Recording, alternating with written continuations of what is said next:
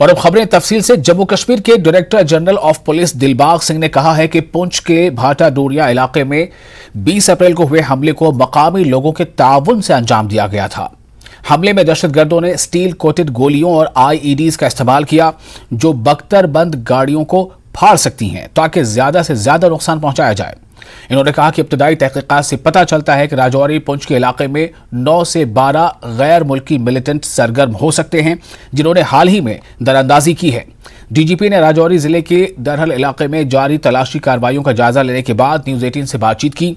DGP Singh ने कहा कि दहशतगर्दों को एक जगह पनाह दी गई और फिर दूसरी जगह हमला करने के लिए ट्रांसपोर्ट फराहम किया गया। डीजीपी ने कहा कि दहशतगर्दों को असलहा, दस्ती बम और नकद रकम ड्रोन के जरिए गिराई गई थी और ये निसार और उनके अहल खाना ने जमा की थी। इन्होंने कहा कि हमला मामले में अब तक 200 अफराद से पूछताछ की गई है और 12 मुश्तबा अफराद को हिरासत में लिया गया है। दिलबाग सिंह ने कहा कि निसार की गिरफ्तारी से तफ्तीश को एक समत मिल गई है और अब तक अहम लीड्स मिल चुके हैं।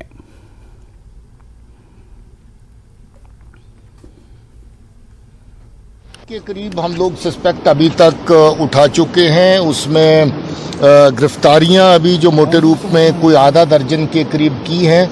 उसमें ख़ास तौर पे वो लोग जो दहशतगर्दों को पनाह दे रहे थे, उनको साजो सामान दे रहे थे, उनको एक जगह से दूसरी जगह पर पहुंचा रहे थे, उस तरह के लोगों को अभी तक गिरफ्तार किया है। उनकी पूछताछ जारी है और भी क्ल्यूज तफ्तीश के दौरान मिल रहे हैं जिसके ऊपर काम किया जाए। They are Pakistani terrorists.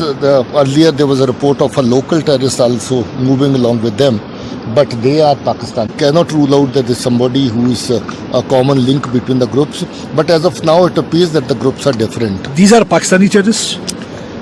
They are Pakistani terrorists.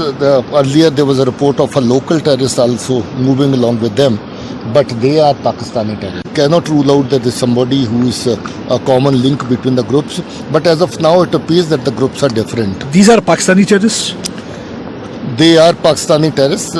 Earlier there was a report of a local terrorist also moving along with them, but they are Pakistani terrorists. ये थे डीजीपी जम्मू कश्मीर दिलबाग सिंह जिन्होंने अभी हमें बताया कि बहुत सी जानकारियां इनके पास जो है पहुंची हैं। लोकल इन्वॉल्वमेंट के बारे में इन्होंने कहा कि बहुत बड़े पैमाने पर लोकल इन्वॉल्वमेंट है और जो नसार नाम का शख्स जो है पुलिस ने हिरासत में लिया है, बहुत सी जानकारियां उससे भी मिली हैं और बहुत जल्द ही हम उस तय तक पहुँचने वाले हैं कि ये मॉड्यूल किस तरह से पूरी तरह से यहाँ वर्किंग कर रहा है और राजौरी पुंछ में किस तरह से आतंकी हमले जो हैं वो करवाए जा रहे हैं। इन तमाम चीज़ों की जानकारी जो director general of police Dilbag Singh ने यहाँ दी है। खुद यहाँ पर स्पॉट पर पहुँचे हुए हैं और इस वक्त पूरे इलाके में सर्च जो है वो चलाई जा रही है और कहीं ना कहीं उस आतंकी हमले में इन्वॉल्व आतंकियों को जल्द से जल्द ढेर करने की कोशिश जो है वो हो और जल्द से जल्द उन आतंकियों को ढेर किया जाए। ये बात जो है वो इन्होंने कही है कि इसको लेकर पूरी तरह से सर्च जो है पूरे परग्याल, दरहाल, राजौरी, पुंछ के तमाम पहाड़ी एरिया में जो है वो चलाई जा रही है। खुद डीजीपी दिलबाग सिंह ने इस बात का खुलासा आज यहाँ पर किया है। न्यूज़ 18 के लिए दरहाल से मैं शक्ति शर्मा। और डीजीपी दिलबाग सिंह ने पुंछ हमले की तस्दीक की है कि हमले में पकड़े गए ओवरग्राउंड वर्कर निसार अहमद का अहम किरदार है। उन्होंने कहा कि मकामी लोगों ने दहशतगर्दों का साथ दिया है। दिलबाग सिंह ने कहा कि इस पूरी तफ्तीश के दौरान 200 से ज्यादा लोगों को हिरासत में लिया गया है। उन्होंने कहा कि अब तक की मालूमात के मुताबिक ड्रोन के जरिए जो सामान आया था वो भी मंजर आम पर आ चुका है। इनकाउंटर को आज 9वां दिन है। 9 दिनों बाद आज जम्मू कश्मीर के डीजीपी दिलबाग सिंह ने जो है आज दराल, राजौरी के इलाका दराल में जो है एक सिक्योरिटी मीटिंग ली जिसमें चाहे पुलिस के आला ऑफिसर हों या चाहे अन्य सिक्योरिटीज़ आला ऑफिसर हों, उन्होंने शिरकत की और जो है पूरा जो है इस अटैक के बारे में जो है फॉलो अप दिया। उसके बाद जो है डीजीपी ने जो है वहाँ दराल, राजौरी, दराल में जो है मीडिया कर्मचारियों से बात करते हुए कहा कि इस जो है हमले के बाद हमने जो है 200 से ज़्यादा लोगों को जो है डिटेन किया था और उनसे जो है जब उनसे हमने जो है जानकारी ली, उनसे जो है तहकीकात की, उनसे जो इन्वेस्टिगेशन की, तो उसके बाद हमें जो है 12 सस्पेक्ट्स जो है वो सामने आए जिनमें से जो है निसार अहमद एक था। जब निसार अहमद से हमने जो है पूरी जो है इन्वेस्टिगेशन की तो निसार अहमद ने एक्सेप्ट किया कि जो है उसने तकरीब 2 महीने से ज़्यादा जो है वो इन जो है मिलिटेंट्स को जो है उसने पनाह दी और इनको चाहे वो खाने पीने का सामान हो या इनको एक जगह से दूसरी जगह ले जाने का काम निसार अहमद करता था। वहीं जो है दूसरा एक बात और भी उन्होंने कहा कि डीजीपी ने ये भी कहा जो हथियार यूज़ किए गए थे वो ड्रोन के ज़रिए ड्रॉप किए गए थे, और जो हथियार ड्रॉप की जाए, कैश हो चाहे एनिमेशन हो या अदर चीज़ें हो, ड्रॉप की जाती थी वो ड्रोन के ज़रिए पाकिस्तान से ड्रॉप की जाती थी। और यही जो है निसार अहमद और उसके जो फैमिलीज़ के लोग हैं वही जो हैं वो इसको जो है एक जगह से दूसरी जगह जो है ले जाते थे। और उन्होंने डीजीपी ने ये भी कहा है कि जो ये हथियार हैं ये हथियार जो कश्मीर में भी यूज़ किए जाते थे।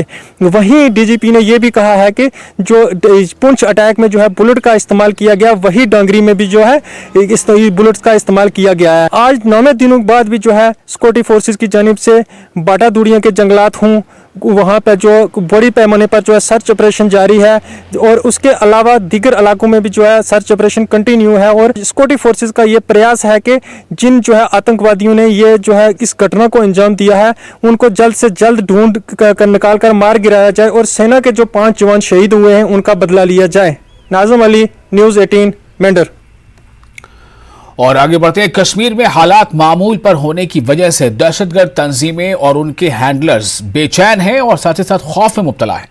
वादी कश्मीर में हालात की बेहतरी के साथ ही बॉलीवुड ने कश्मीर का रुख कर दिया है और फिल्मों की शूटिंग भी हो रही है, थिएटर भी खुल चुके हैं। अब वादी में सबसे बड़े बैनुल अक़वामी प्रोग्रामों में से एक G20 मीटिंग भी होने जा रही है। दहशतगर्द जम्मू कश्मीर में होने वाले इन मुस्बत तब्दीलियों से बेचैन और बौखलाहट के शिकार नजर आ रहे हैं। यही वजह है कि टीआरएफ ने श्रीनगर में होने वाले G20 इजलास के पेश नजर इस तरह की गीदड़ भपकी जारी की है। वादी कश्मीर में G20 इजलास के इनेकाद पर पाकिस्तान के एतराज के चंद दिनों बाद टीआरएफ ने बौखलाहट में एक धमकी जारी की है। टीआरएफ पाकिस्तान में मुकीम लश्कर दहशतगर्द तंजीम की एक प्रॉक्सी है।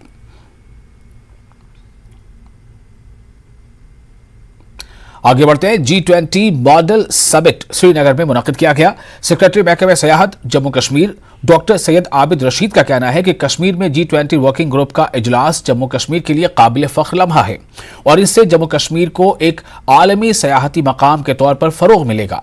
शुरका ने G20 के रुकन ममालिक की सयाहती सनतों से मुतालिक मुख्तलिफ उमूर पर बात की। उन्होंने कहा कि यह तकरीब G20 के प्रोग्रामों में आवाम और ख़ास तौर पर नौजवानों की शिरकत और हिंदुस्तान की सदारत का जश्न मनाने के लिए मुनक़िद की गई थी।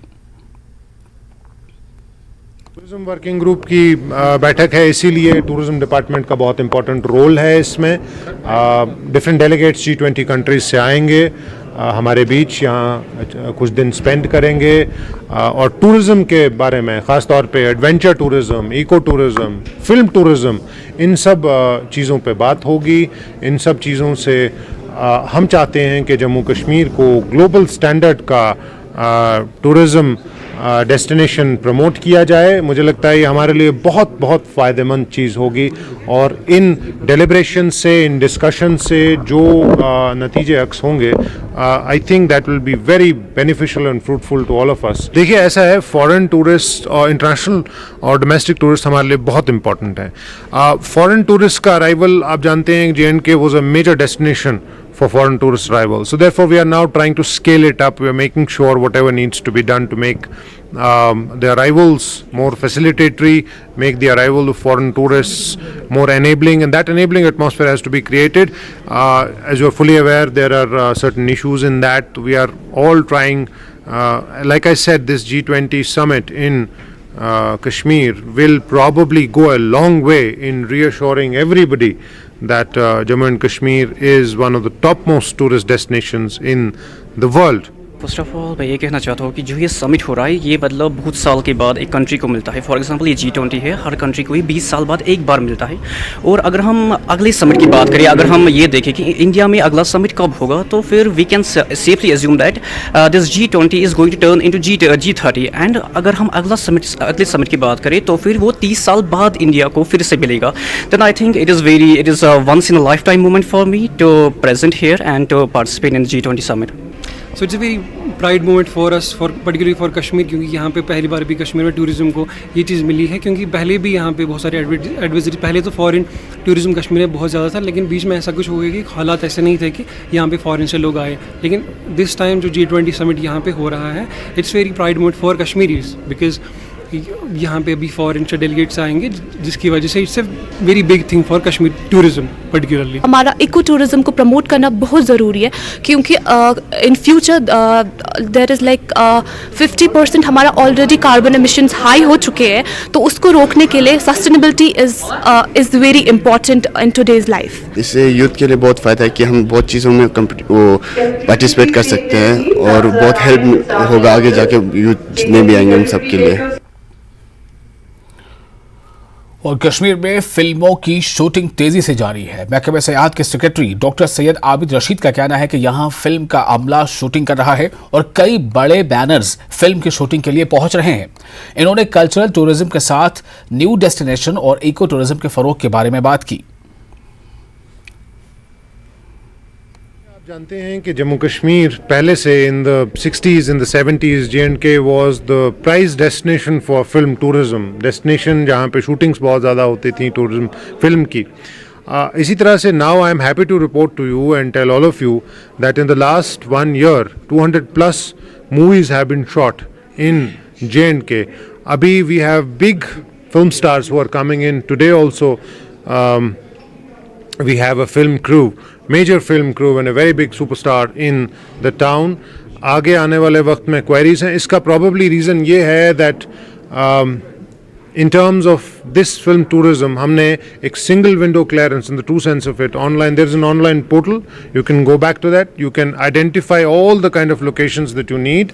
You can apply and all the permissions will be facilitated. So there is a very strong facilitatory ecosystem with regard to film tourism and हमारे लिए as a destination J&K के लिए, जम्मू कश्मीर, वादी कश्मीर के लिए और ख़ास तौर पे उन डेस्टिनेशंस के लिए जो इधर टू अनटच्ड हैं, we are trying to promote all these new destinations. Again I will be happy to report to you that इस साल इस कैलेंडर ईयर में हमने 300 नए डेस्टिनेशंस प्लान किए हुए हैं। Some of them are already up and about. इसमें 75 ऑफ बीट डेस्टिनेशंस है। You know that there is a carrying capacity of every destination. आगे बढ़ते हैं, महकमा बागवानी के डायरेक्टर ने कहा है कि बदलते मौसमी हालात से पैदावार पर किसी किस्म के मुज़िर असरात मुरतब नहीं होंगे। इसी दौरान काश्तकारों को महकमा बागवानी ने एडवाइजरी पर अमल करने को लाजमी करार दिया है। हॉर्टिकल्चर के डायरेक्टर ने पुलवामा दौरे के दौरान न्यूज़ 18 के साथ बातचीत करते हुए इन ख्यालात का इजहार किया। उन्होंने कहा कि रवा साल सेब और दीगर मेवाजात की पैदावार बेहतर होने की तवक्को है। ऑलरेडी जो स्प्रे शेड्यूल है पूरे साल के लिए वो इजरा किया है in consultation with SKUAST.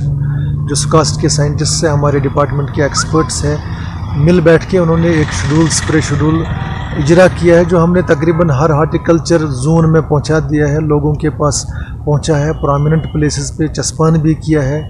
Horticulture management यानी जो बाग लोगों के हैं मैनेजमेंट के लिए भी एक बुकलेट भी हमने निकाला है, जो तकरीबन हर जोन में और हर फार्मर के पास तकरीबन पहुंच गया होगा। इसके अलावा वक्तन फ़वक्तन चूँकि वो शेड्यूल जो हमारा होता है वो नॉर्मल कंडीशंस के लिए है, जब टेम्परेचर की कंडीशंस नॉर्मल होंगी, रेनफॉल नहीं होगा। अब अगर कहीं फेर बदलाव आ जाता है, कहीं पे रेनफॉल आ गया, टेम्परेचर कम हो गया, ज़्यादा हो गया, तो हमारी एडवाइजरीज निकलती है वक्तन फ़वक्तन। तो इस बार भी चूँकि ईद से पहले भी बारिशें होती रही, इमीडिएटली हमने जो एडवाइजरी एक इजरा की कि इस दौरान जब रेनफॉल होगा तो क्या करना चाहिए हमारे ऑर्चर्डिस्ट।